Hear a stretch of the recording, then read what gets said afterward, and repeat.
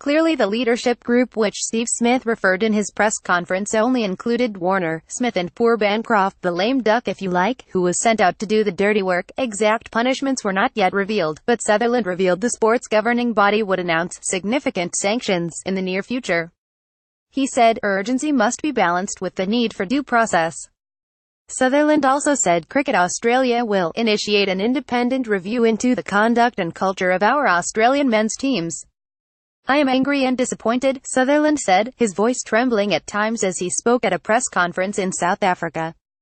This is not a good day for Australian cricket. It's about the integrity and reputation of Australian cricket and Australian sport. Ultimately it's about whether Australians can feel proud of their sporting teams. These sanctions will reflect the gravity with which we view it has occurred and the damage it has done to the standing of Australian cricket. We will have more to say about this review in the coming days, but it will be conducted by an expert panel who will report to the Cricket Australia board.